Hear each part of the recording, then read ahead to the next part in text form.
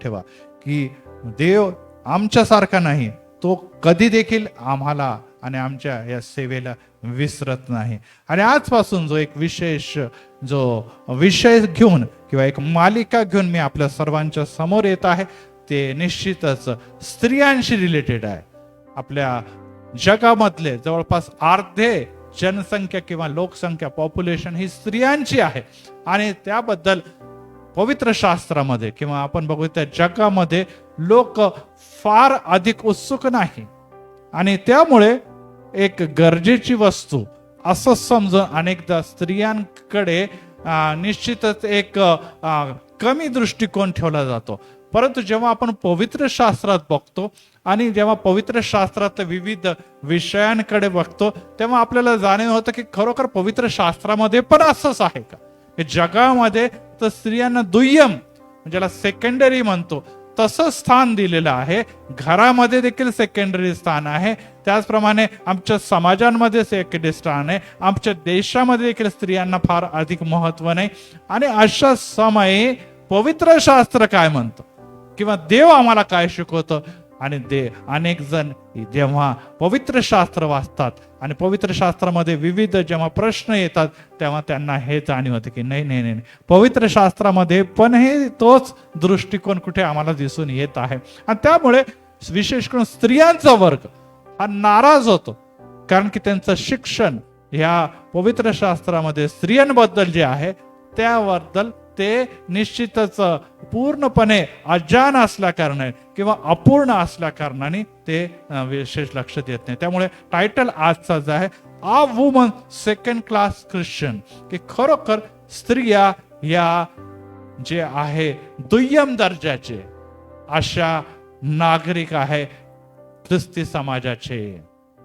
विशेष करून जेव्हा आपण मंदिरांमध्ये बघतो, विविध मंडळांमध्ये बघतो, इतकंच नव्हे तर ख्रिस्ती समाजाचंच नव्हे तर विविध धर्मियांमध्ये विशेष करून बघतो, तेव्हा आम्हाला दिसतं की स्त्रिया मोठ्या संख्येने कोणते पण प्रवचन ऐकायसाठी, कोणत्या पण सभामध्ये अटेंड करण्यासाठी, कोणत्याही मेळाव्यामध्ये स्त्रियांची संख्या मोठी असते. तरी देखील स्त्रियांना असं पडतं किंवा कमी का लेखलं जातं.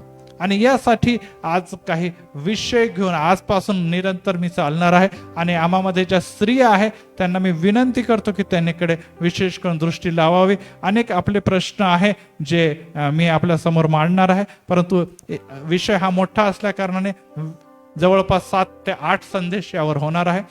काही प्रश्न जे अनेक स्त्रियांना पडतात, त्यामध्ये आज आपण जो विषय बघणार आहोत तो हा आहे की स्त्री खरोखर पुरुषाची हेल्पर किंवा असिस्टंट आहे का. आणि ह्या गोष्टी जे काही मी वाचत आहे ते सर्व पवित्र शास्त्रामधून लिहिलेल्या गोष्टी आहे, हे काही लोकांचं मत नाही. आपण स्क्रीनवर देखील बघत आहात. पहिला विषय जो आहे, जो आज मी घेणार आहे, की स्त्री खरोखर पुरुषाची हेल्पर, सहाय्यक, हिंदीमध्ये म्हटलं सहाय्यक ही आहे का, आणि त्याबद्दल आपण बघणार आहोत आज. त्याच्यानंतर पुढचा येणारा संदेशमध्ये की स्त्रीने खरोखर पतीच्या अधीन राहावं का, हे पण पवित्र शास्त्रामध्ये नव्या करारामध्ये लिहिलेलं आहे की स्त्रीने किंवा पत्नीने पतीच्या अधीन राहावं. परंतु खरोखर पती एवढा कर्तृत्ववान आहे का, पती कशा प्रकारे वागतो की त्याच्या पत्नीने खरोखर त्याचे आज्ञा पालन करावं, त्याकडे देखील आपण बघणार आहोत. येणाऱ्या दिवसामध्ये आपण बघणार आहोत की या स्त्रियांनी मंदिरामध्ये गप्प राहावं, संत पाऊल आम्हाला शिकवतो. त्याबद्दल देखील येणाऱ्या दिवसामध्ये आपण चर्चा करणार आहोत किंवा संदेश ऐकणार की का आम्हाला मंदिरामध्ये संत पाऊल म्हणतो की स्त्रियांनी गप्प राहावे. आपण गीते गातो, आपण सर्व काही गातो, परंतु जेव्हा संदेश द्यायचा वेळ येते, जेव्हा शास्त्र पाठ वाचायची वेळ येते, जेव्हा पाळकीय सेवा करण्याची वेळ येते, तेव्हा समाज त्यांना गप्प करतो. यस, ते पण. त्याच्यानंतर आपण बघावं की स्त्रियांनी मंदिरात शिकवू नये, कारण की स्त्रियांना एवढी बुद्धी नाही, अक्कल नाही, देवाच्या दृष्टिकोनातून ते कमी आहे, त्यामुळे त्यांनी शिकू नये, हे देखील पवित्र शास्त्रामध्ये त्याची नोंद केलेली आहे. आणि अनेक स्त्रियांना आणि समाजातल्या अनेक घटकांना हा प्रश्न पडतो की खरोखर पवित्र शास्त्रामध्ये असं का स्त्रियांवर अन्याय करण्यात आलेला आहे. पुढे की पुरुषांचा दर्जा उच्च आहे का, स्त्रियांचा दर्जा कमी आहे का? आणि याबद्दल देखील आपल्याला येणाऱ्या दिवसामध्ये संदेश ऐकायला मिळणार आहे. तर आपण अवश्य ऐकावं आणि त्याचा अभ्यास करावा. आणि त्याचप्रमाणे आपण हे देखील बघणार आहोत की पवित्र शास्त्रामध्ये सर्वत्र पुरुष ही संज्ञा आम्हाला दिलेली आहे, की पिता पण पुरुष आहे, पुत्र पण पुरुष आहे, आणि अशा प्रकारच्या पुरुषांचीच मोठी यादी दिसते. आणि पवित्र शास्त्रामध्ये या सर्व प्रकारच्या मॅस्क्युलाइन जेंडर ज्याला म्हणतो अशा प्रकारच्या गोष्टी का आढळतात? स्त्रियेला जर खरोखर प्रभूने घडवलेलं आहे आणि समाजामध्ये आणि जगामध्ये अर्धा भाग जर स्त्रियांचा आहे, मग पुरुषच पुरुष सगळीकडे पवित्र शास्त्रात का दिसून येतात? आणि त्याचप्रमाणे आपण बघूया की स्त्री ही अशुद्ध आहे किंवा अशुद्धतेमधून जाते, आणि त्यामुळे त्यांना मंदिर व त्यांच्या सर्व विधीमध्ये सहभागी करून घ्यावायचं की नाही, असे अनेक विषय या स्त्रियांशी निगडीत हे विषयांवर आपण येणाऱ्या दिवसामध्ये चर्चा करणार आहोत. आणि त्याकडे आपण विशेष करून लक्ष द्या. आणखीन काही विषय असतील जर आपण ऑनलाईन ऐकत आहात तर आपण निश्चितच मला कळवा आणि मला मेसेज करा. यासाठी या विषयांवर देखील आपण चर्चा करणार आहोत. आणि यासाठी या विषयाला जे या दिवसामध्ये सर्व जे पाळक वर्ग आहे, चर्च आहे, मंदिर आहे, ते विषय टाळतात, त्या गोष्टीकडे दुर्लक्ष करतात. आणि त्यामुळे या विषयाच्या बद्दल समाज किंवा आपण म्हणूया की मंदिर किंवा भक्तजन अजाण राहतात. आणि त्यामुळे तुम्ही आणि मी जाणते असावं, खरोखर या सर्व गोष्टीच्या पवित्र शास्त्रामध्ये एक स्त्रियांसाठी मोठी समस्या घेऊन उभे राहिलेले आहे. खरोखर ते पवित्र शास्त्र आम्हाला कशा प्रकारे त्यांना अप्रोच व्हायला शिकते. अनेक मंडळांची किंवा अनेक आपण बघितलेलं आहे की चर्चेसचा तर आधारच हा आहे की स्त्रियांना तुम्ही संधी देऊ नका, पुरुष वर्ग यांचं आधिपत्य चालावं. या विषयावर अनेक चर्चेस किंवा अनेक ग्रुप उभे राहिलेले आहे आणि त्यांच्या शिक्षणावर आधारित ते ग्रुप आहे. आणि यासाठी आज आपण स्त्रीच्या बद्दल जेव्हा अभ्यास करतो तेव्हा आपण प्रत्येक लहान असो, मोठी असो, वृद्ध असो, माता असो, तरुण असो, विवाहित असो, अविवाहित असो, प्रत्येकाने काही गोष्टी शिकून घेणं गरजेचं आहे. कारण की जे काही मी आता तुम्हाला समस्या सांगितल्या, जे काही तुमच्या स्क्रीनवर दिसत आहे, ते सर्व काही पवित्र शास्त्रातले विषय आहे. हे काही लोकांनी उभे केलेले असं नाही, पवित्र शास्त्रामध्ये नोंद केलेले आहे. आणि त्यामुळे जर पवित्र शास्त्रच आम्हाला असं शिकवत, आपण सर्व कशावर विश्वास ठेवतो? पवित्र शास्त्र. पण जर पवित्र शास्त्रच असं शिकवायला लागलं तर मग स्त्रियांना जावं तरी कुठे? स्त्रियांनी कोणाकडे बघावं? आणि याबद्दल आपण अनेकदा नाराज होतो. अनेकदा आपल्याला असं वाटतं की खरोखर पवित्र शास्त्र चुकीचं सांगत आहे किंवा पवित्र शास्त्र हे स्त्रियांना कमी लेखत आहे. परंतु प्रियांनो, जेव्हा आपण या एक संदेश ऐकणार आहे त्यानंतर तुम्हाला कळणार आहे की पवित्र शास्त्रामध्ये जे काही गोष्टी लिहिलेल्या आहे ते उत्तम अशा आहे. Praise the Lord. नसतं पुरुषांसाठी पण उत्तम आहे, स्त्रियांसाठी अतिउत्तम आहे, त्याचप्रमाणे मंडळीसाठी देखील महान अशा गोष्टी आहे. कारण की देव तुम्हा आणि आम्हावर प्रीती करतो. आणि त्यासाठी ही बाब जुन्या करारापासून नव्या करारापर्यंत सर्वत्र आम्हाला पसरलेली दिसत असताना आम्हाला या गोष्टीचं लक्षात ठेवायला पाहिजे की पुरुष याला स्त्रीने निश्चितच पापामध्ये पाडलेला आहे.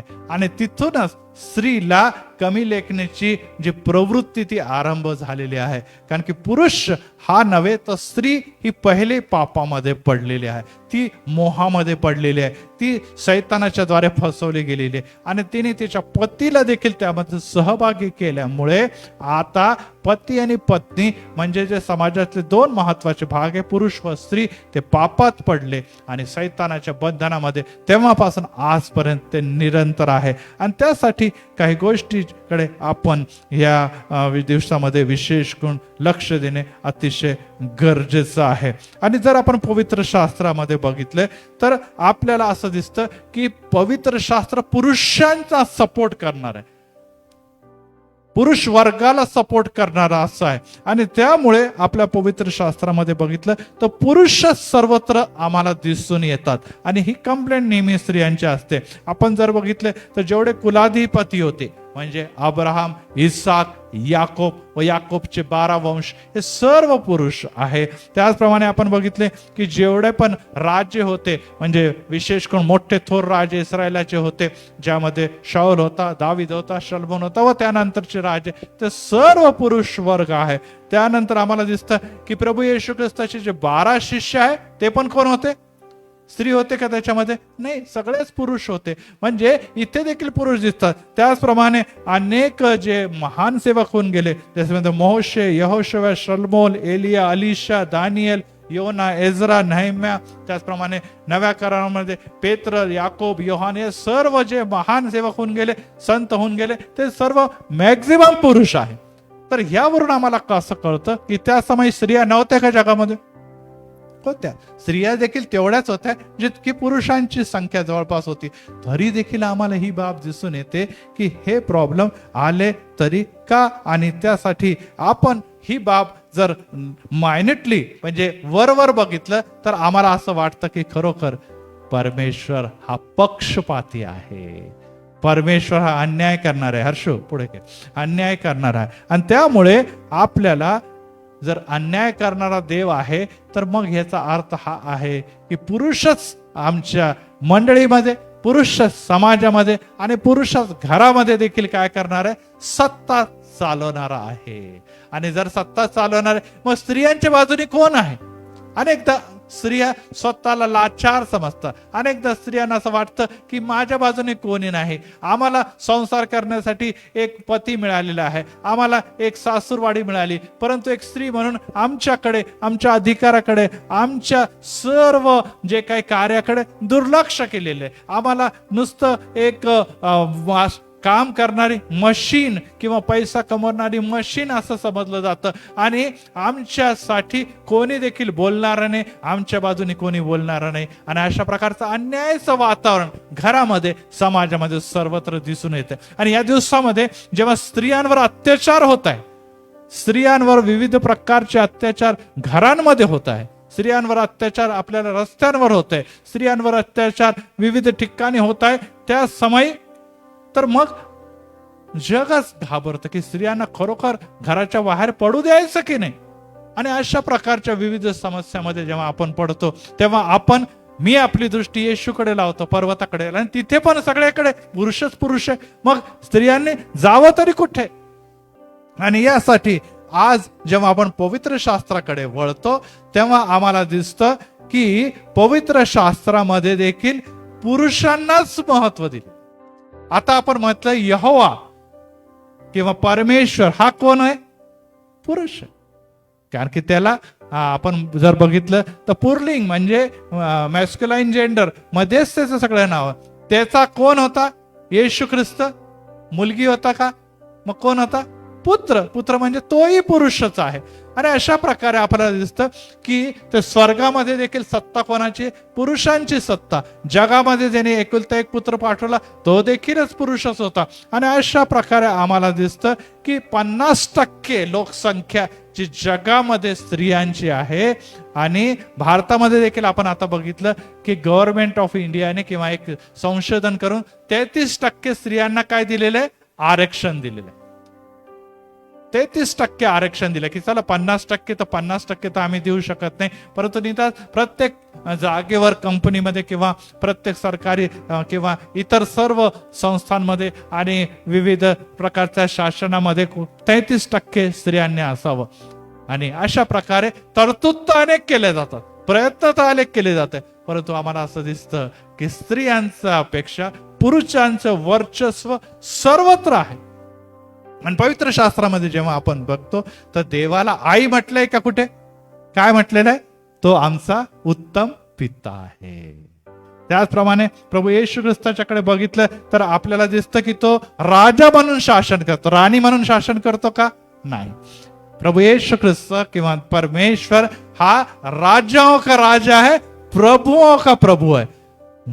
राणीओं का राणी आहे असं कुठेच नाही लिहिलेलं आपल्याला दिसत. आणि यावरून दिसतं की तिथेही राजा म्हणजे पुरुषांची सत्ता आहे. आणि त्याचप्रमाणे आपल्याला असंही देखील दिसून येते की जेव्हा पित्याने, परमेश्वराने आपल्या मुलाला या जगात पाठवलं तर तो पुत्र म्हणून जन्माला.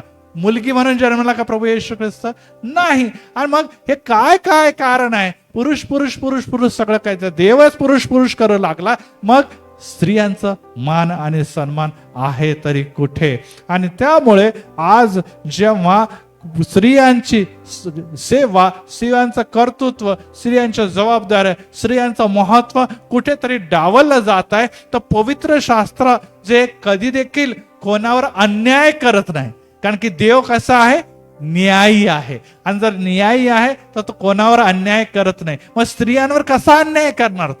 तो स्त्रियांवर अन्याय तरी करणार नाही. जर तो अन्याय करतो तर तो देव कसा?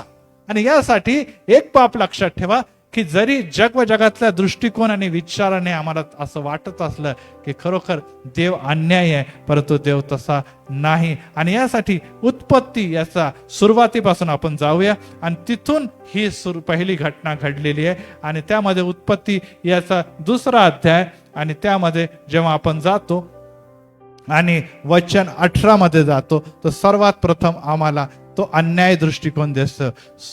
उत्पत्ती 2:18. मग परमेश्वर देव बोलला, मनुष्य एकटा असावा हे बरे नाही, तर त्याच्यासाठी मी अनुरूप सहाय्यक असा मी करीन. आणि मग त्याचा सहाय्यक म्हणून कोणाला त्यांनी घडवलेलं आहे? हवेला त्यांनी घडवलं. पुरुष एकटा असावा हे बरे नाही. लग्नांमध्ये देखील हे वचन नेहमी बोललं जातं की हा पुरुष आहे, आता एकटा होता, परंतु आता त्याचा अनुरूप सहाय्यक म्हणजे त्याला काय मिळाली? वधू मिळालेली आहे. येणाऱ्या दिवसामध्ये आता ती त्याची पत्नी म्हणून ओळखली जाणार आहे. परंतु सहाय्यक हा शब्द जो आहे तो कुठेतरी टोचणारा आहे. तो कुठेतरी आम्हाला असं वाटतं, जे इंग्लिश मध्ये लिहिलं हेल्पर, त्याला हेल्पर असा शब्द वापरलेला गेलेला आहे. आणि खरोखर स्त्री ही हेल्पर आहे का? खरोखर स्त्री हेल्पर आहे का? हर्ष सेकंड पॉइंट कडे. आणि हेल्पर आहे का ही बाब जाणून घेणं अतिशय महत्वाचं. हिंदीमध्ये मैं उसके लिए अनुरूप सहायक बनाऊंगा. मग ही जर सहायक आहे तर याचा अर्थच आहे की मेन कोणीतरी दुसरा आहे. कोणी पण व्यक्ती कोणाला हेल्प करतो तर याचा अर्थ हा आहे की तो व्यक्ती प्रमुख आहे, हेल्प करणारा कमी दर्जाचा आहे किंवा त्याचा असिस्टंट आहे. तर मग स्त्रीला असिस्टंट किंवा हेल्पर असं का बनवण्यात गेलेलं आहे? आणि त्यामुळे आज आपण विविध विषय बघत असताना, ज्यामध्ये आज पहिल्या विषयाकडे आपण जेव्हा वळतो की खरोखर पत्नीने पतीच्या अधीन राहावं, पत्नीची गुलामी करावी, पतीच्या सर्व जे काही गरजा आहे ते पुरवत राहावं. मग पत्नीला या स्त्रीला सन्मान तरी कुठे मिळते? इकडे जर बघितलं तर वडिलांची एक ती इस्टेट आहे, वडिलांच्या अधिपत्यात खाली घालते. लग्न झाल्यानंतर ती पतीच्या अधिपत्यात घालते. मग ती स्वतंत्र आहे तरी कुठे? तिला मोकळीकता आहे तरी कुठे? आणि याबद्दल जेव्हा आपण विचार करू लागतो तेव्हा आपण मंदिराकडे वळतो, देवाकडे वळतो. आणि जेव्हा देव आणि मंदिराकडे जेव्हा वळतो तेव्हा आम्हाला हे दिसून येतं की या विषयावर जास्त चर्चा केली जात नाही. आणि यावेळेस जेव्हा आपण या चर्चेसाठी एकत्र झालेलो, आपण लक्ष देऊन ऐक, कारण की आपल्याला या गोष्टीची जाणीव असायला पाहिजे की स्त्री म्हणून मी देवाच्या दृष्टिकोनातून अतिशय महत्वाची आहे. आणि जोपर्यंत स्त्रीला सन्मान मिळत नाही, जोपर्यंत स्त्रीला पुढे घडवणं आला नाही, स्त्रीला एम्पॉवरमेंट, ज्याला सबलीकरण म्हणतो, ते प्राप्त होणार नाही, तोपर्यंत स्त्रियाची प्रगती आम्हाला कधी देखील दिसू शकत नाही. परंतु अनेक लोकांनी याच विषयाला धरून, स्त्री ही कमकुवत आहे या विषयाला धरून अनेक ग्रुप तयार केलेले आहे किंवा अनेक असे विषय तयार केलेले ज्यामध्ये मंडळीमध्ये देखील स्त्रियांना आता विविध कार्यामध्ये सहभागी करून घेता येत नाही. आणि जर देव चांगला आहे, देव जर न्यायी आहे, देव कोणावर अन्याय करत नाही, तर इतकंच नव्हे तर तो जो पाऊस या दिवसामध्ये पडत आहे, देवाचं वचन आम्हाला सांगतं की तो नुसतं धार्मिक लोकांवर नव्हे तर जे पापी आहे त्यांच्यावर पण सारखाच पाऊस पडतो. वचनामध्ये असं देखील सांगितलंय की जर पापी किंवा हरवलेला व्यक्ती जेव्हा देवाच्या राज्यात येतो तर त्याला अतिशय आनंद होतो. आणि देव जर पापी लोक ज्यांच्यावर देवाचा क्रोध उतरणार आहे त्यांच्यावर प्रीती करतो. स्त्रिया ज्या मंदिराला येतात, जे देवाच्या मध्ये चालतात, जे ख्रिस्ती आहे, त्या ख्रिस्ती महिलांना देव कसा प्रकारे अन्यायाच्या द्वारे निश्चितच या समाजाच्या पायाच्या खाली शेंगरणार आहे, याबद्दल जर विचार केला तर आपल्याला वाटतं की कुठेतरी काहीतरी आमच्या शिक्षणामध्ये कमी आहे, कुठेतरी आम्हाला योग्य प्रकारे अनेक गोष्टी शिकवल्या गेल्या नाही. आणि त्यासाठी जेव्हा आपण ह्या गोष्टीकडे बघतो तेव्हा आपण दुसऱ्या विषयाकडे जाऊया. पुढचा टॉपिक आहे की वुमन्स इन बायबल टाइम्स. सगळ्यात पहिले आपल्याला हे पवित्र शास्त्राच्या लेखनाच्या समय काय परिस्थिती होती हे जाणून घेणं अतिशय महत्वाचं. कारण की ज्या समयी हे पवित्र शास्त्र लिहिलेलं गेलेलं होतं, आपल्याला माहिती आहे की आजपासून शेवटले जे पुस्तक आहे ते जवळपास 2000 वर्ष अगोदर लिहिलेलं आहे. आणि त्याच्या अगोदर मोशे आणि त्यांनी म्हणजे जवळपास 1500 वर्ष. तर आपण काउंट केलं तर आपल्याला असं दिसतं की जवळजवळ 1500 वर्षामध्ये विविध लेखकांनी या पुस्तकाचं लेखन केलं. आणि आजपासून जर 3500 वर्ष मागे आपण गेलो, त्या समयचं हे निश्चित धर्मग्रंथ आहे. तर आपल्याला निश्चितच कशा प्रकारे त्या पार्श्वभूमीला त्या लेखकांना टाळता येईल. आणि त्यामुळे ह्या पार्श्वभूमीच्या कडे जेव्हा आपण बघतो तेव्हा 3 गोष्टी, एक आहे ग्रीक लोकांची सत्ता किंवा ती संस्कृती, याचा प्रभाव त्या लेखकांवर होता.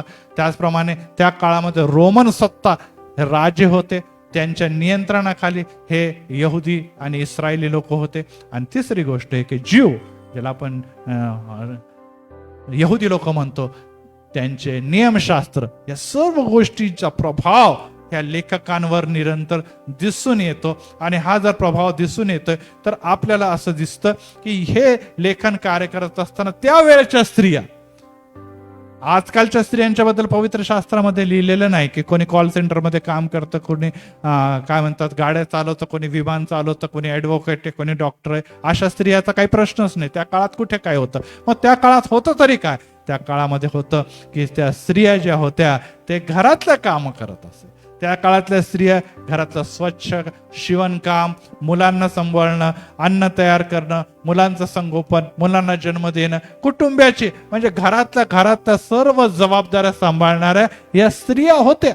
आणि त्यामुळे त्या स्त्रियांच्या कडे निश्चितच एक दुर्लक्ष त्या काळामध्ये आम्हाला दिसून येत आहे. आणि त्यामुळे त्या स्त्रियांच्याकडे नुसतं दुर्लक्षच नाही तर त्या अनेक गोष्टीपासून अजान राहण्या कारणे, जेव्हा घराच्या चौकटातच आपण राहतो तर बाहेरची आपल्याला जास्त माहिती नसते.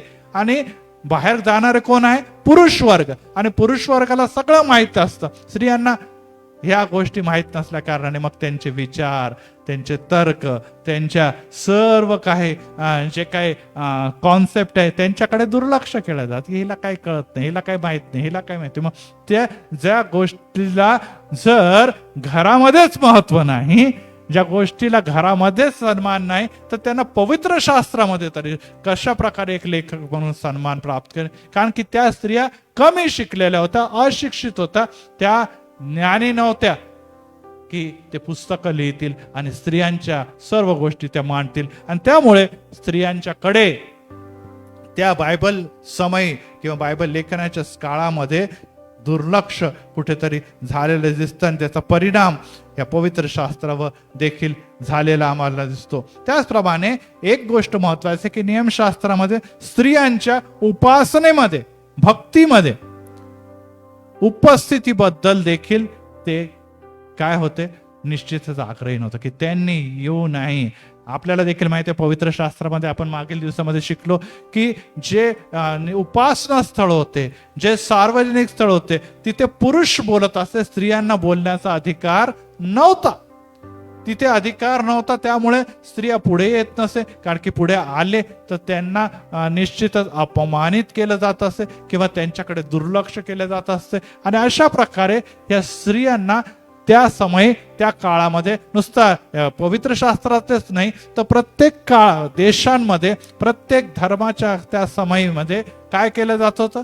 दुर्लक्षित केलं जात होतं. आणि त्यामुळे आम्हाला स्त्रिया तिथे आढळून येत नाही. आणि त्यामुळे जेव्हा आपण म्हणतो की खरोखर या स्त्रिया मागे का राहिलेल्या आहे, तर त्याचं प्रमुख कारण हे आहे की त्या काळातली जी परिस्थिती, सामाजिक परिस्थिती होती, बौद्धिक परिस्थिती होती, किंवा आत्मिक परिस्थिती होती, किंवा आपण म्हणूया की धार्मिक सर्व वातावरण होतं, त्यामध्ये स्त्रियांना कोणतं देखील स्थान नव्हतं. आणि त्यामुळे त्यांचं जे टॅलेंट आहे, त्यांची बुद्धी आहे, त्यांची जी शक्ती आहे, ही कमी, दुर्बळ समजल्या कारणाने त्यांना स्थान दिलेलं नाही. विशेष करून ग्रीक संस्कृतीमध्ये, रोमन संस्कृतीमध्ये, आणि विशेष करून सैन्य, राजा, या सर्व ज्या गोष्टी होत्या त्यामध्ये ताकदची जास्त गरज होती. आजकाल बुद्धीचे जास्त वापर आहे, परंतु त्या काळामध्ये कशाचे काय होतं?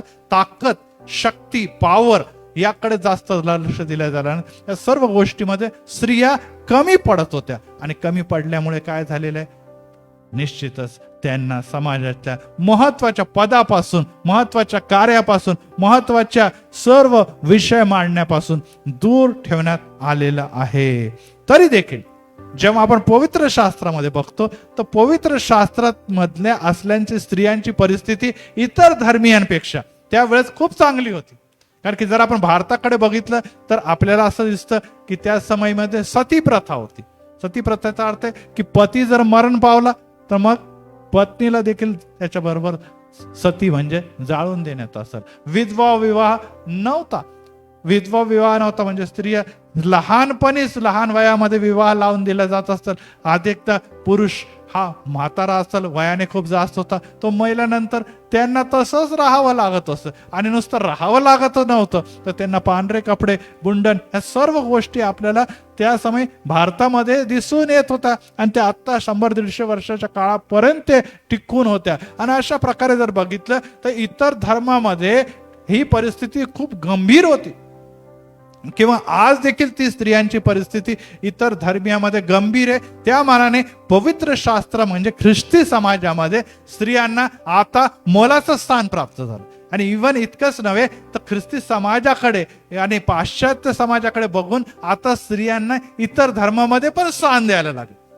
मॅक्झिमम कार्य करणारे, प्रगती करणारे, यशाकडे जाणारे, स्त्रियांचे कर्तृत्व आणि स्त्रियांचं ज्ञान, त्याचं शिक्षण याला पाठिंबा देणारे, आणि विशेष करून त्याचं कौतुक करून समाजाच्या उच्च पदीवर जबाबदारी देणारे ख्रिस्ती समाज आणि ख्रिस्ती राष्ट्रच आहे. आणि त्यामुळे जर आपण म्हणतो की ख्रिस्ती समाजामध्ये, निश्चितच ख्रिस्ती समाजाने मोठी आघाडी इतर धर्मांपासून घेतलेली आहे, तरी देखील पवित्र शास्त्र आपलं ग्रंथ आहे. पवित्र शास्त्राच्या बाहेर आपण जात नाही. पवित्र शास्त्राकडे जेव्हा आपण बघतो तर आम्हाला अनेकदा हीच बाब वाटते की खरोखर स्त्री आज देखील त्या दुय्यम गोष्टी ऐकतात, शिकतात.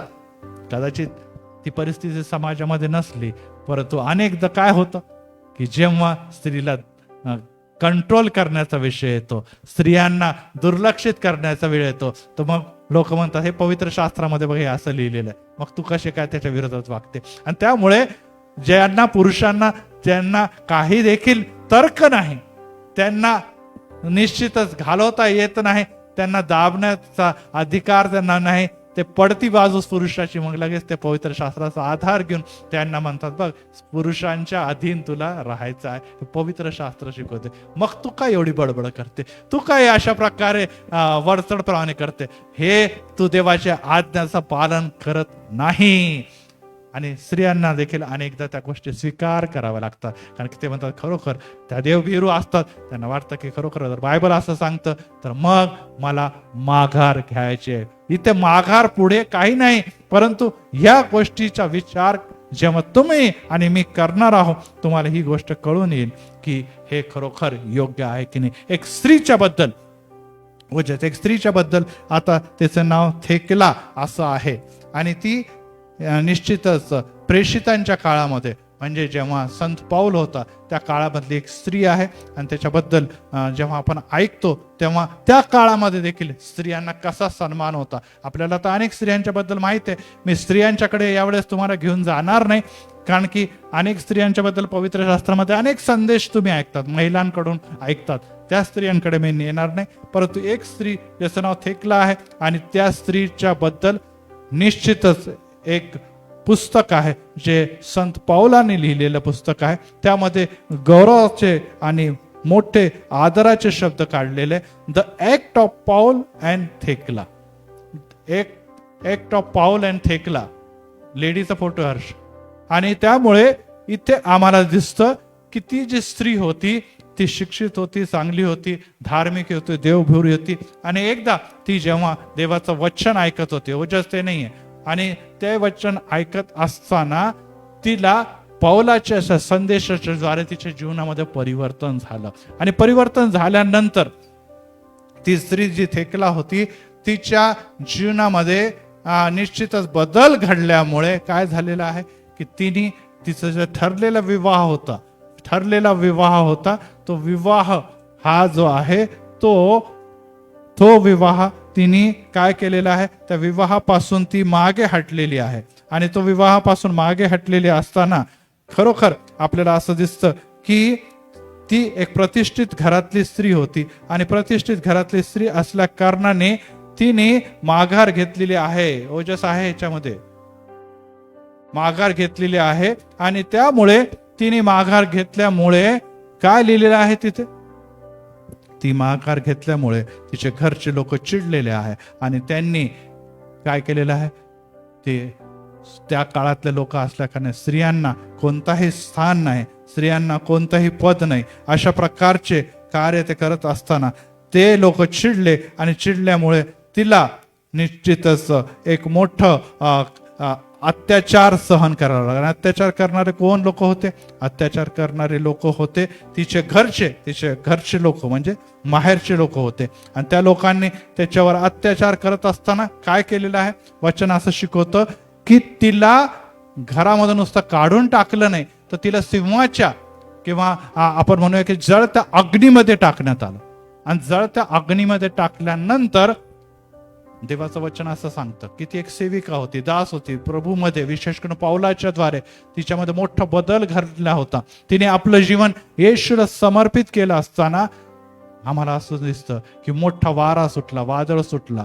आणि हे मी मनचं सांगत नाही, तर ऍक्ट्स ऑफ पाऊल हे जे पुस्तक होतं की पौलाचं शिक्षण किंवा पौलाचा प्रवास याबद्दल लिहिलेलं पुस्तक होतं. त्यामध्ये असं लिहिलंय की त्या वाऱ्यामुळे ते अग्नी विचली आणि तिचा बचाव झालेला आहे. पुढे ती देवाच्या वचनामध्ये, प्रार्थनेमध्ये, सेवेमध्ये निरंतर पुढे पुढे पुढे पुढे वाढत गेली. आणि आता असं झालं की समाज, त्या काळाच्या लोकांना आवडत नव्हतं की स्त्रियाने पुढे जावं.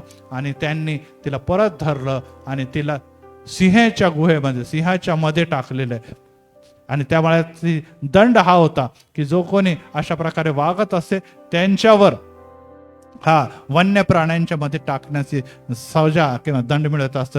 आणि वचन असं शिकवतं आणि की त्या पशुने देखील तिच्यावर कोणताही हल्ला न करता, जसं दानियेला सिंहाच्या गुहामधून बचाव झाला होता, त्याचप्रमाणे त्यांचा देखील, त्या स्त्रीचा देखील, त्या थेकला स्त्रीचा देखील बचाव परमेश्वराने केलेला आहे. आणि मग त्यानंतर अनेक सेवक, बिशप, त्या काळातले वडीलजन यांचा तिने बचाव आणि त्याला संरक्षण बहाल केलं. आणि पुढे जाऊन तिचे अनेक चमत्कारामुळे तिला संत थेकला अशी उपाधी प्राप्त झालेली आहे. आणि यामुळे आम्हाला दिसून येतं की परमेश्वराने नुसतं त्या बायबलच्या काळातल्या स्त्रियाने, तर बायबलच्या नंतर देखील येणाऱ्या स्त्रियांमध्ये ही स्त्री, हिला एक मोलाचं स्थान बहाल केलेलं आहे. ओजस.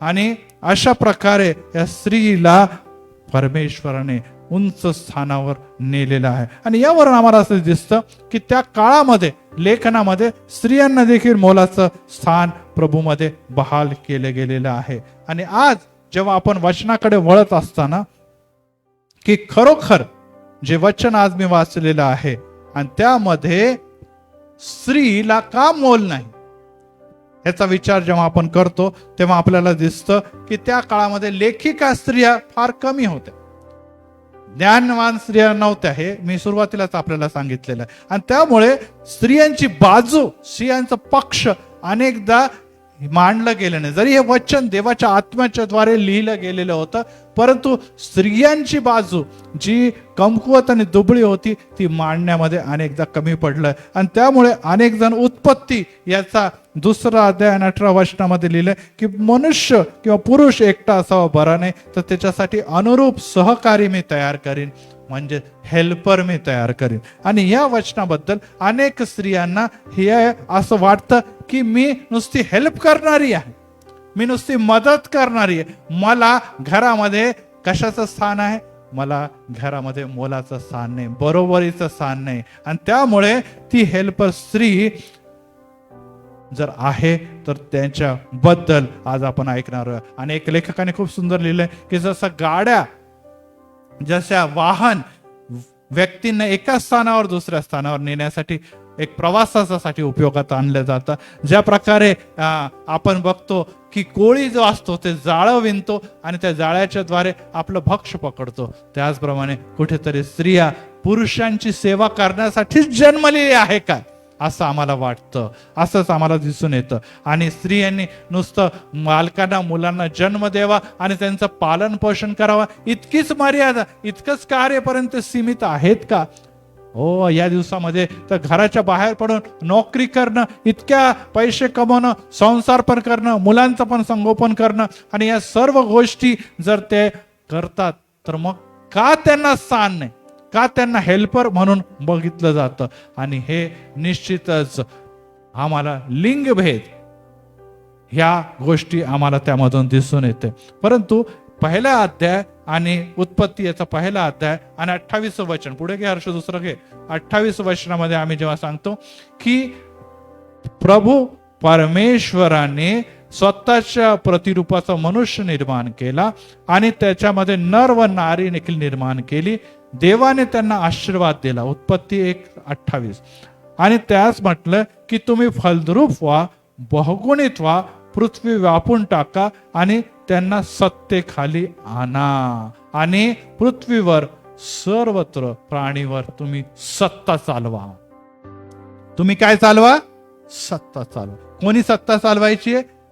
इथे काय लिहिले? नर व नारी. नर व नारी यांनी सत्ता चालवण्यासाठी निर्मिती केली. आता ह्याच्यामध्ये पुरुषाने किती करायचे, स्त्रियाने किती करायचे असं जरी नाही लिहिलेलं आहे, परंतु 2 गोष्टी 4 गोष्टीपैकी आशीर्वाद आहे. पहिला फलद्रूप व्हा, बहुगुणित व्हा, पृथ्वी व्यापून टाका, सत्तेखाली आणा. यामध्ये 2 महत्वाच्या गोष्टी आहे की फलद्रूप व्हा म्हणजे स्त्रीच्या शिवाय मुलांची जन्म होणं शक्य नाही, तर त्यामुळे स्त्री महत्वाची आहे. त्याच्यानंतर बहुगुणित व्हा, एका परिवारापासून दुसरं, दुसऱ्यापासून तिसरं, म्हणजे वंश म्हणतो, पिढ्या म्हणतो, ते सर्व वाढवण्याचं काम कोणाचं आहे? निश्चितच स्त्रियांच्या हाती आहे. तर महत्वाचं जे कार्य आहे फलद्रूप व्हा, बहुगुणित व्हा किंवा या सर्व जागेवर सत्ता चालवा. तर यावर सत्ता चालवणं जे पण लोक आहे ते कोणाचे आहे? त्या स्त्रियापासून जन्म घेतलेलेच पुरुष आहे किंवा स्त्री आहे. आणि त्यामुळे स्त्रीच्या शिवाय हे कार्य जगामध्ये कधी झालं नाही आणि होऊ शकत नाही. आणि त्यामुळे जेव्हा आपण या वचनाकडे बघतो तेव्हा आम्हाला या गोष्टीची जाणीव होतो की निश्चितच परमेश्वराची जी योजना होती की स्त्री आणि पुरुष बनवणे, त्यामध्ये ही बाब आपल्याला लक्षात येते की स्त्रीच्या शिवाय पुरुष आणि या जगातली ही सर्व निर्मिती आहे परमेश्वराची, ती अपूर्ण राहणार आहे. आणि त्यासाठी ही बाब लक्षात ठेवायला की देवाने त्यांना आशीर्वाद दिला, नुसता पुरुषाला नव्हे तर त्यांनी दोघांना आशीर्वाद दिलेला. Praise the Lord. पुरुषाला अधिक दिला, स्त्रियांना कमी दिलेला असं कुठे देखील दिसत नाही. आणि त्यामुळे आपल्याला ही लक्षात ठेवायला की अनेक लोक जे कुरकुर करतात, जे बडबड करतात की पवित्र शास्त्रामध्ये स्त्रीला सेकंड सिटिझनशिप दिलेला आहे किंवा दुय्यम दर्जा दिलेला आहे, ते कुठेतरी चूक आहे. त्यांना एक हेल्पर म्हणून नव्हे तर त्यांना एक सहकारी म्हणून, एक टीम मध्ये, एक कुटुंबामध्ये एक टीम मेट म्हणून बनवलं आहे. पुरुषाच्या शिवाय स्त्री आणि स्त्रीच्या शिवाय पुरुष काय आहे? अपूर्ण आहे. आणि यासाठी ही बाब जाणून घेणं अतिशय महत्वाचं आहे. आणि तिसरा आणि महत्वाचा मुद्दा आहे आणि ते आहे एझेर हा विषय हा महत्वाचा आहे. कारण की यामध्ये जे आता आपण वचन वाचलंय उत्पत्ती 2:18 मध्ये की मनुष्य एकटा असावं हे बरे नाही, तर त्याच्यासाठी अनुरूप सहाय्यक हेल्पर याच्यासाठी एक शब्द वापरला आहे, हिब्रू शब्द ज्याचा अर्थ आहे एझेर. आता स्क्रीनवर आपण बघत आहे एझेर आणि हा एजेर शब्द वापरले, तिथे हेल्पर शब्द नाही, तिथे सहायक शब्द नाही, तिथे निश्चितच सहकारी शब्द नाही, तर एजेर शब्द वापरलेला आहे. आणि एजेर शब्द याची पवित्र शास्त्रामध्ये 21 वेळेस नोंद केली. किती वेळेस? 21 वेळेस एजेर शब्द आलेला आहे. आणि एजेर शब्द याचा संबंध जो आहे तो डायरेक्ट देवाशी आहे, देवाची आहे. आणि यासाठी जे 21 जागेला जो उपयोग आला, त्यापैकी काही गोष्टी जेव्हा आपण लक्ष देतो तेव्हा आपल्याला लक्षात येतं. स्तोत्र 121 1 आणि 2, जेव्हा आपण स्तोत्राकडे जातो आणि स्तोत्र 121 मध्ये 1 आणि 2 मध्ये, की मी आपली दृष्टी पर्वताकडे लावतो, मला सहाय्य कुठून प्राप्त होणार? आकाश व पृथ्वी याचा निर्माण करता जो परमेश्वर, यापासून मला सहाय्य प्राप्त होते. मला सहाय्य कुठून प्राप्त होणार? आणि मला सहाय्य कोण पुरवतो? परमेश्वर पुरवतो. आणि या सहाय्याच्या साठी शब्द वापरला एजेर. जसं ह्या स्त्रीसाठी कोणता शब्द वापरलाय? एजेर वापरलेला आहे. त्याचप्रमाणे परमेश्वराने काय लिहिलेलं आहे? की मी सहाय्य करणारा, मी सहाय्य करणारा असं आहे. आणि स्वतःसाठी त्यांनी कोणाचा शब्द वापरलाय? एजेर.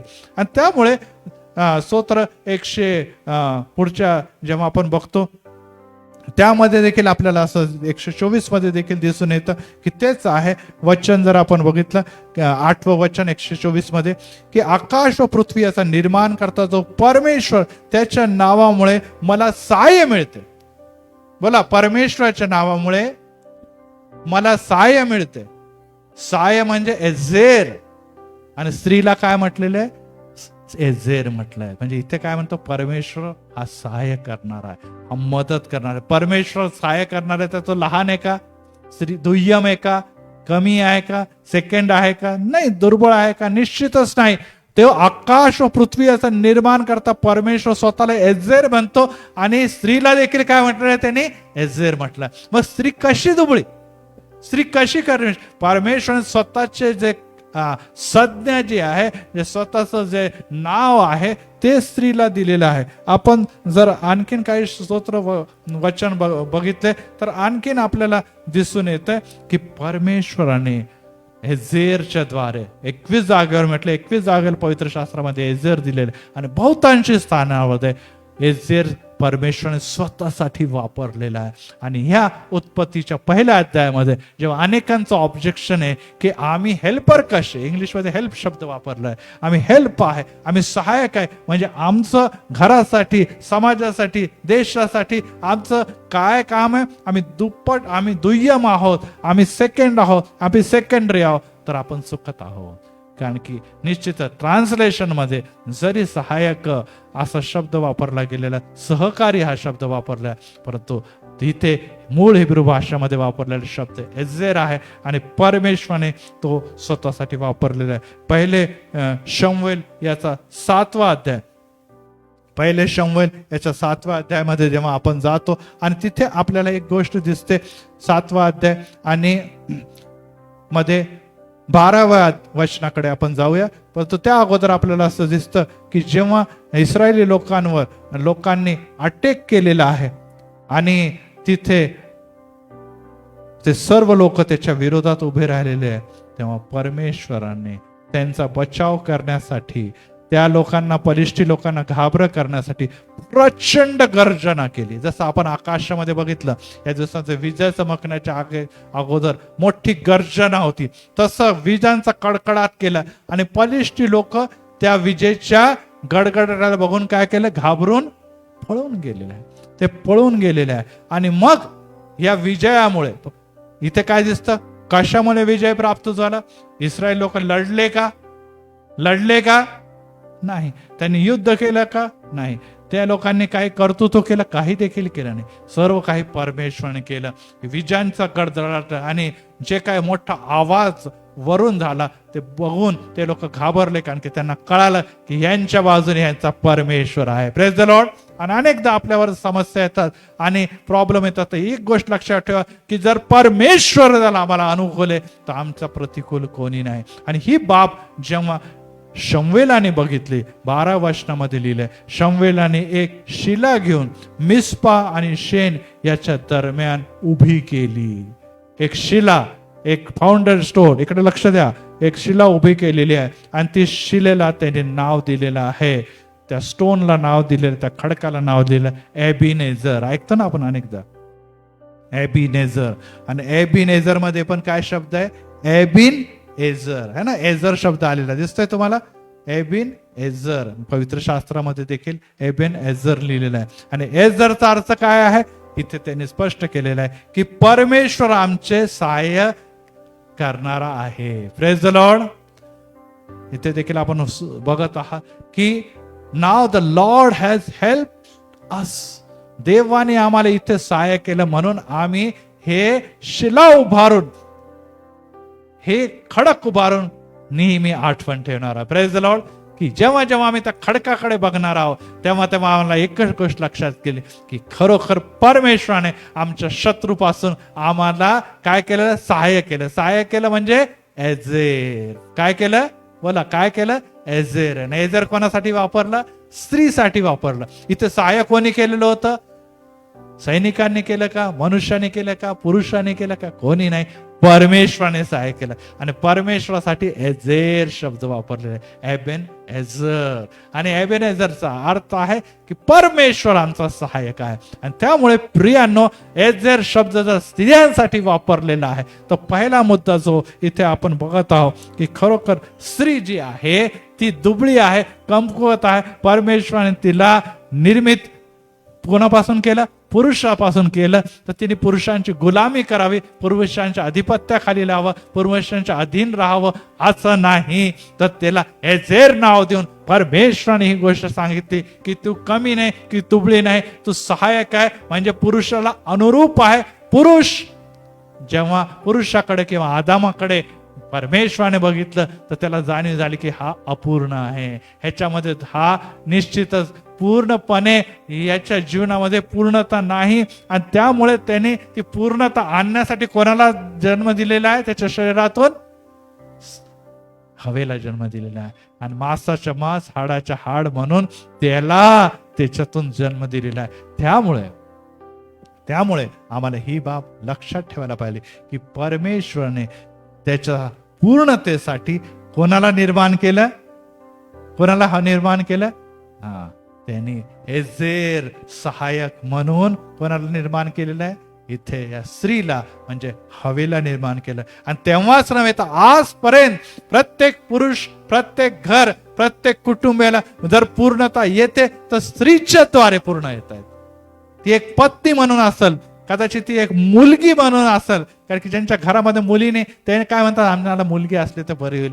आणि अनेकांच्या घरामध्ये पत्नी, अनेकांच्या घरामध्ये माता, आत्या, मावशी, आणि या सर्व ज्या स्त्रिया आहे ते या घराला पूर्णता बहाल करतात. आणि यासाठी ही बाब लक्षात ठेवा, स्त्रियाने स्वतःला कमी, दुबळं समजून घेता कामा नाही. अनेक जण हे म्हणतात पहिले कोण निर्माण झाला? आदाम पहिले झाला की हवा पहिले झाली? आदाम. मग आदाम मोठा आहे, हवा नंतर आलेली, मग आदाम श्रेष्ठ आहे. परंतु जेव्हा आपण या सर्व निर्मितीच्या बद्दल बघतो, निर्मितीच्या कडे बघतो, तर आपल्याला असं दिसतं की ज्या कमी गोष्टी आहे किंवा ज्याची व्हॅल्यू कमी आहे ती पहिले निर्मित केली आणि मग श्रेष्ठ श्रेष्ठ श्रेष्ठ बनवत गेलं. जसं फॉर एक्झाम्पल आपण बघितलं की सर्व प्रकार समुद्री प्राणी निर्माण केले, मग पुढच्या दिवशी सरपटणारे प्राणी, मग पक्षी, मग सस्तन प्राणी, आणि मग हळू असं एक एक एक गोष्टी निर्माण करत असताना मग त्याच्यानंतर कोणाला निर्माण केलं? त्याने पुरुषाला निर्माण केलं. का? कारण की पहिल्या पुरुषाला लागणाऱ्या सगळ्या गोष्टी त्यांनी तयार केल्या. पुरुषाला किंवा मनुष्याला लागणाऱ्या सर्व गोष्टी एक एक एक एक एक एक निर्माण केल्या. आणि निर्माण केल्यानंतर काय केलं? कोणाची निर्मिती केली? पुरुषाची. अनेक जण म्हणतात की अरे आता माझं लग्न व्हायचंय, मग मला घर पाहिजे, मला नोकरी पाहिजे, मला गाडी पाहिजे, मला फ्लॅट पाहिजे, मग मी लग्न करेन. का असं म्हणतो?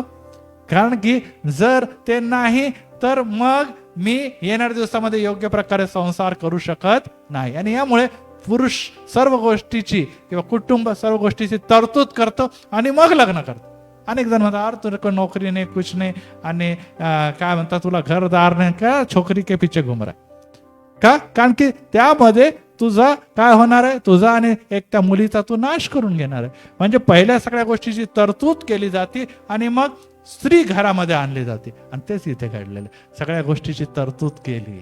मग कोण आला, आदाम. आणि आदामच्या नंतर मग सर्वात शेवटी कोण आले, हवा. सर्वात शेवटी कोण आली, हवा. म्हणजे ह्या जर पिरॅमिड मध्ये बघितलं तर सर्व गोष्टीच्या वरचा टॉप कोण आहे, शेवट हवेपासून आहे. म्हणजे सगळ्या गोष्टी निर्माण केल्या, मग आदाम आला आणि आदामाच्या नंतर हवा आली.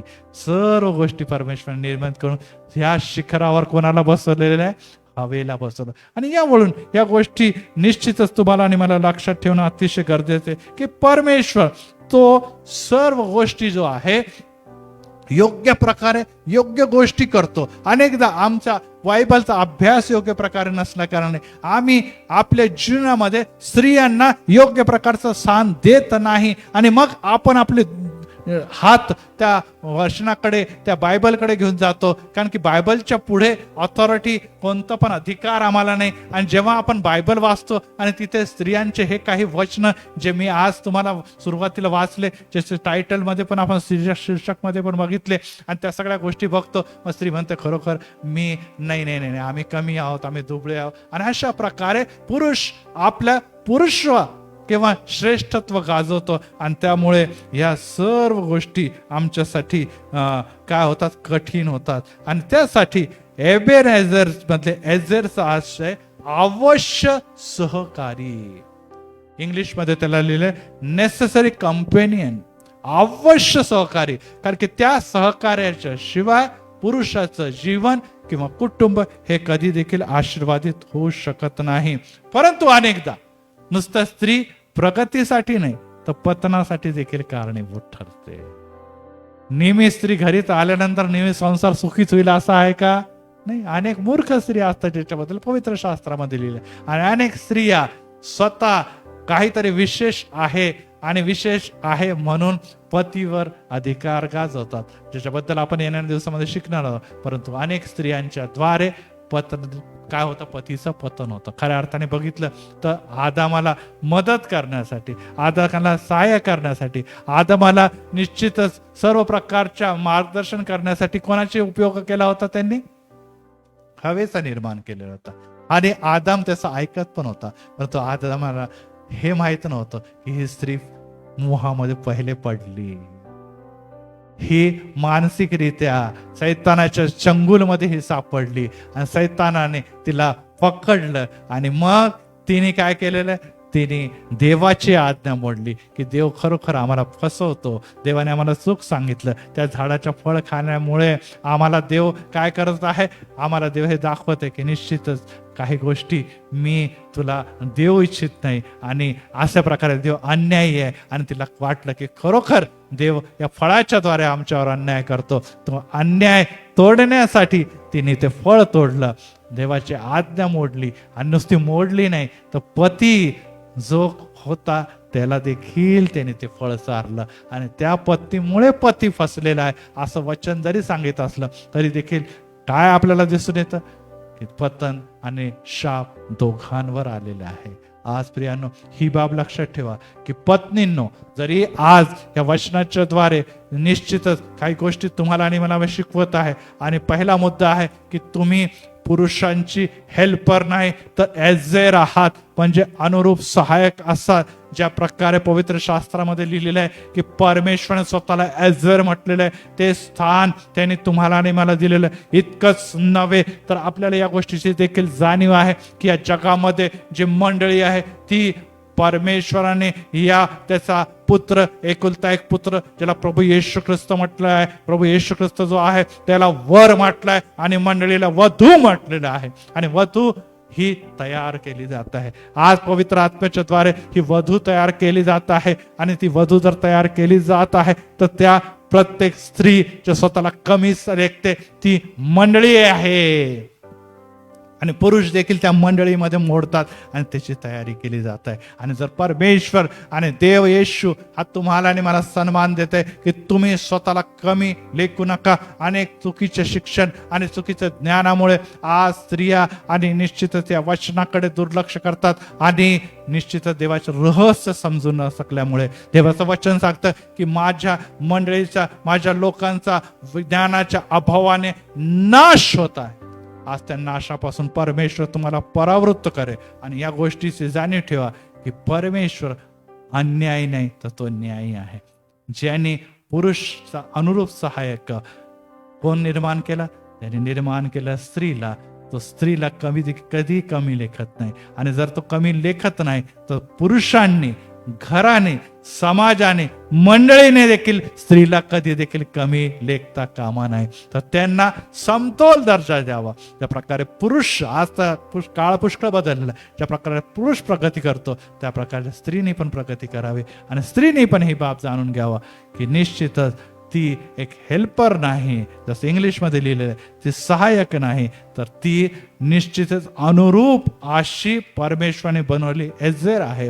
आणि जे परमेश्वराची योजनेला, देवाची योजना जे पृथ्वीमध्ये मंडळीसाठी ते पूर्णते नेण्यासाठी सहाय्यक असेल. प्रार्थना करूया. प्रभू आम्ही तुला धन्यवाद आणि गौरव देतो. कारण की आज प्रत्येक वार हो पित्या, या वचनाच्या द्वारे जे जगातला सर्वात मोठा घटकांपैकी एक घटक आहे की पुरुष आणि दुसऱ्या बाजूला स्त्रिया, जगातल्या सर्व लोकसंख्येचा अर्धा घटक आहे. त्या घटकांना पवित्र पित्या जेव्हा पवित्र शास्त्राकडे बघतात तेव्हा या गोष्टीची जाणीव होती की खरोखर आम्ही दुर्बळ आहोत, आम्ही फसवले जात आहोत, आम्ही कमकुवत आहोत, आम्ही सेकंडरी सिटीझनशिप मध्ये जगत आहोत. आणि अशा सर्व प्रकारच्या हो पित्या पवित्र शास्त्राकडे बघत असणाऱ्या स्त्रिया हे अनेकदा या वचनांच्या बद्दल जेव्हा ऐकतात तेव्हा या गोष्टीची जाणीव त्यांना होते किंवा त्याच्या मनामध्ये हा विचार येतो की खरोखर एक पुरुषांना उच्च दर्जा दिला आणि आमच्या स्त्री वर्गावर अन्याय केलेला आहे. आणि त्याच्या पहिल्या टप्प्याकडे जेव्हा आम्ही वाटचाल करत आहोत की परमेश्वराने पुरुष एकटा असावा असं योग्य वाटलं नाही, त्याच्या अनुरूप असा सहाय्यक त्याने तयार केला ज्याला एजेर म्हटलेला आहे. हो पित्या, ज्याला पित्या परमेश्वर तू स्वतःला जर एजेर म्हणतो आणि तोच मान जर स्त्रीला देतो तर स्त्री निश्चितच महत्वाची आहे. हो पित्या, आज प्रभू येशू ख्रिस्त तू म्हणतो की तुम्हाला जर वर जायचं तर पहिले तुम्ही सेवा करणारे व्हावं. हो येशू राजा, या दिवसामध्ये सेवा करणाऱ्या, कुटुंबासाठी झटणाऱ्या, कुटुंबासाठी जीवन वाहून देणारे, अपमान, निंदा, यातना, वेदना, सर्व प्रकारची पीडा सहन करत असतात, घरासाठी, कुटुंबासाठी, पतीसाठी, घराण्यासाठी आणि विशेष करून मंडळीसाठी झटणाऱ्या या घटकासाठी आम्ही विशेष प्रार्थना करत आहोत की जे दाबलेल्या, जे वंचित, जे निराश, जे पीडित, जे उत्पीडित सर्व स्त्रियांना याच वेळेस प्रभू येशूच्या नावात एक विशेष बळ आणि ताकद दे की स्त्रियांना देवाने एक मोलाचा आत्मा दिलेला आहे. तो आम्हाला म्हणतो की यस, मी माता पण आहे, ख्रिस्त गुरु माऊली असं म्हणून पित्या तू मातेचं हृदय देखील ठेवतो, पित्याचं हृदय देखील ठेवतो. आणि त्यामुळे पित्या तू आमचं दुःख, आमच्या स्त्रियांचं दुःख, आमच्या महिलांचं दुःख, आमच्या मातेचं दुःख, आमच्या सर्व प्रकारच्या पत्नींचं दुःख, मुलींचं दुःख तू जाणत असताना प्रभू येशू मध्ये त्यांना परत एक वार उत्तेजित करणारं जे वचन दिलं त्याबद्दल आभार मानतो. यापुढे आम्ही हेल्पर नाही तर यापुढे आम्ही एजेर आहोत, कारण की देवाने आम्हाला तो मान दिलेला आहे. धन्यवाद असो की यावेळेस पिता या वचनाच्या द्वारे, शिक्षणाच्या द्वारे स्त्री वर्गास तू सन्मानित केले. प्रभू येशूच्या नावात आमेन, आमेन, आमेन.